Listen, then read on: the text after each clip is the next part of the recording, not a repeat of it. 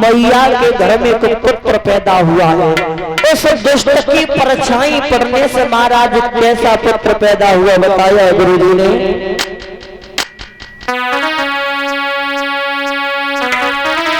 किस समय चक्र के फेर से बच जाते हैं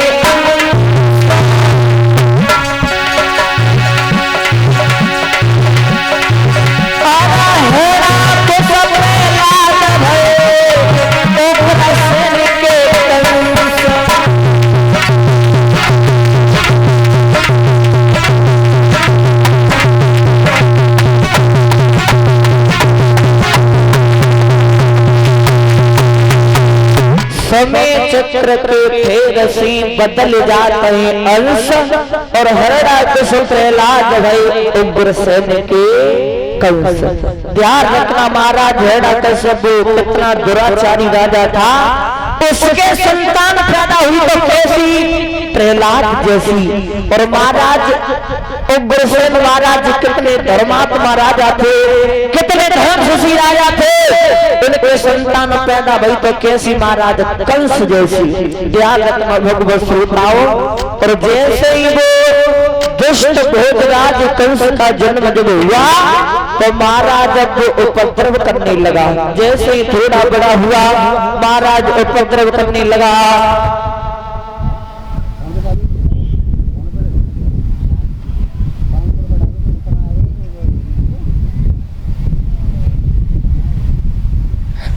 पर ध्यान रखना महाराज उपद्रव कैसे करे। भोजराज कंस ने अपने साथ के सेवकों को साथ में ले जाता है महाराज। किसी को कुआं में धकेल देता है, किसी को मार देता है। महाराज अगर किसी बड़े बूढ़े ने रास्ता पूछे बेटा हमें रास्ता बता दो तो ले जाकर के कुआं में धकेल देता है। महाराज आज उपद्रव करने लगा। और जैसे ही उपद्रव किए भोजराज कंस ने महाराज उसके उपद्रवों की शिकायत महाराज उग्रसेन के पास में आने लगी। और जैसे ही महाराज उग्रसेन के पास में शिकायतें आई तो उग्रसेन महाराज ने एक दिन सभा जुड़वाई। जवाब दिया बेटा अगर शेर अपनी बनी को उजाड़ देगा तो अपने शरीर को कहां पे छुपाएगा। जवाब दिया पिताजी हमारी बात समझ में नहीं आई, आप जो भी कहना चाहते हो वो साफ साफ कहो। जवाब दिया बेटा अरे तुम जो उपद्रव कर रहे हो उन उपद्रवों से हमारी प्रजा को बहुत कष्ट पहुंच रहा है, तुम उपद्रव मत करो बेटा मत करो। तो जवाब दिया भोजराज कंस ने पिताजी अरे तुम ये क्या कह रहे हो। अरे अब तक तुम यही सोचते थे कि केवल तुम्हारे शरीर के ऊपर बुढ़ापा है। अब महाराज हमें पता लग चुका है कि तुम्हारे शरीर के साथ साथ तुम्हारी अकल भी गोरी हो गई। और आज भोजराज कंस उग्रसेन महाराज को समझाए तो बोले पिताजी तुम्हें एक बात नहीं बताओ। अरे कोई राउती नहीं माने तो हाल मानी जे डंडे से।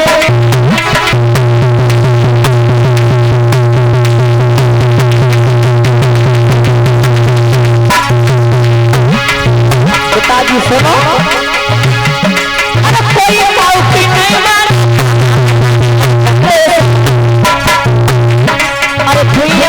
लकड़ी पकड़ा काम जमा दे लकड़ी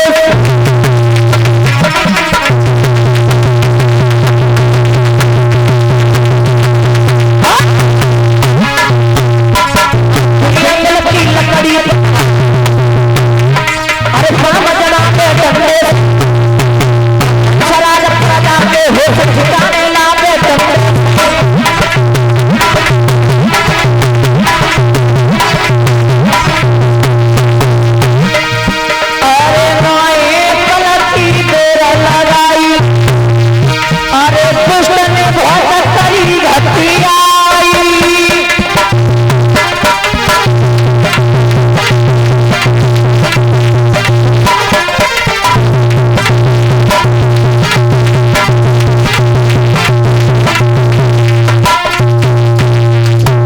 ध्यान रखना भगवत श्रोताओं।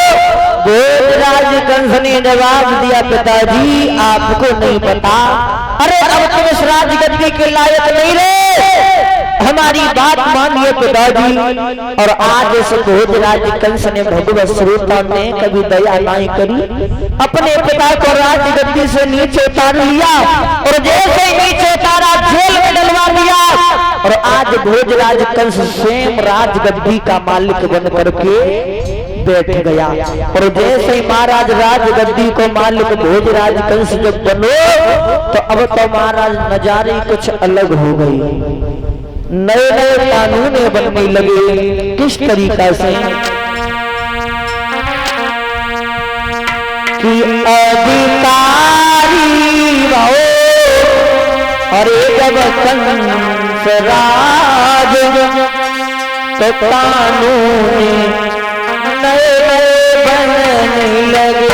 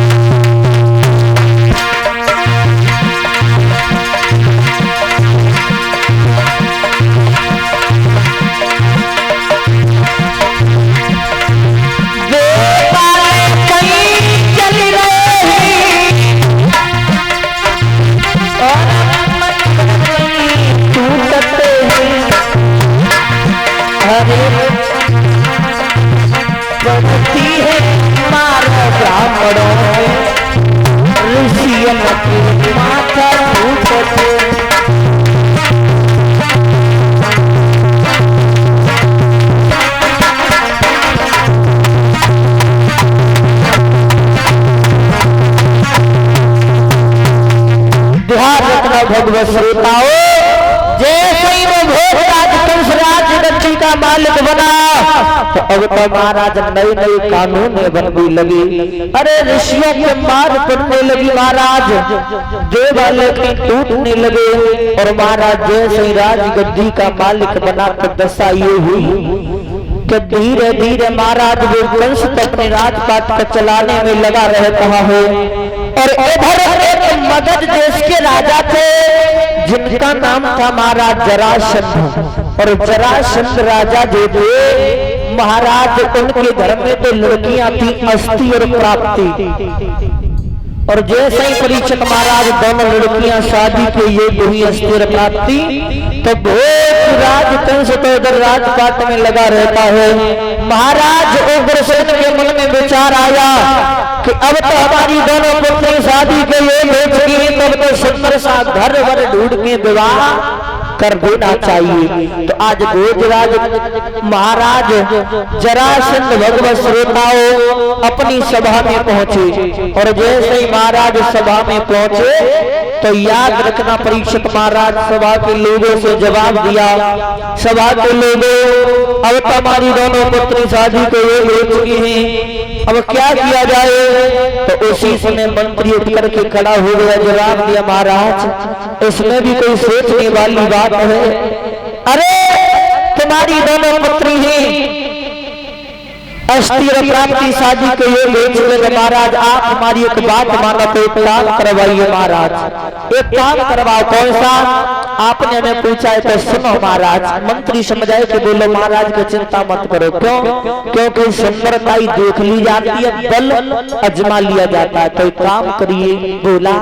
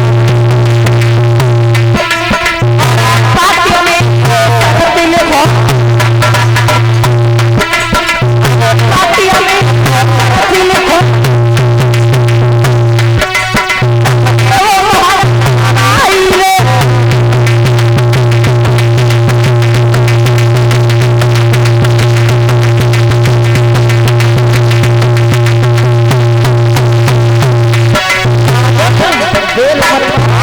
आपने अगर हमें पूछा तो एक काम करिए,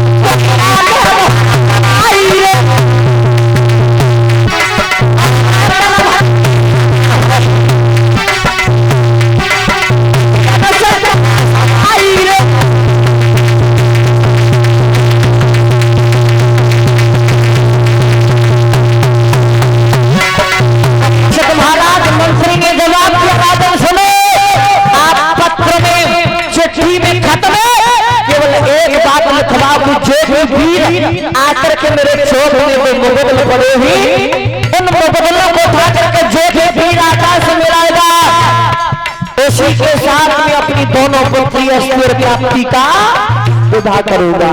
और ध्यान रखना महाराज, जैसे मंत्री ने अपनी बात राजा से कही तो मंत्री की बात राजा के समझ में आ गई।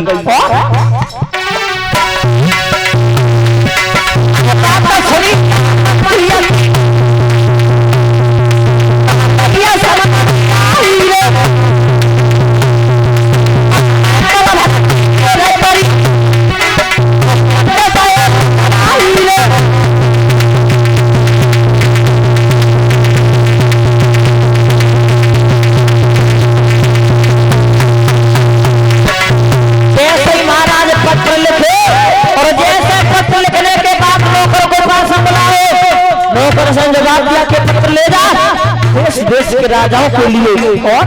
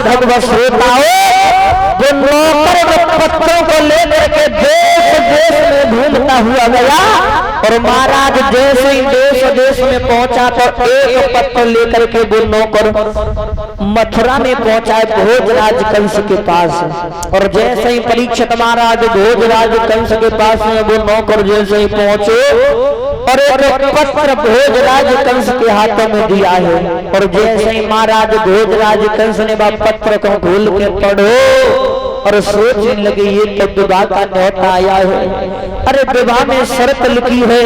तो आज भोजराज कंस मन में सोचने लगा उस पत्र को पढ़ने के बाद अब तो चाहे कोई भी राजा आए लेकिन विवाह होगा तो केवल हमारा। तो आज भोजराज कंस ने पत्र पढ़ने के बाद में पत्र बंद किया और आज भोजराज कंस महलों में कर्म कौन सा करता है महाराज?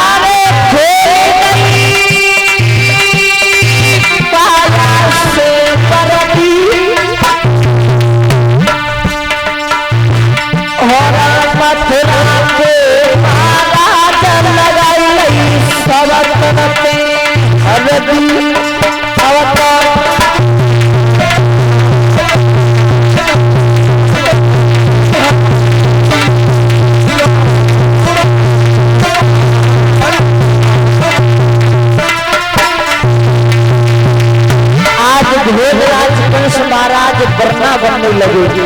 और जैसे ही पूरे शरीर पे हल्दी लगी उसके बाद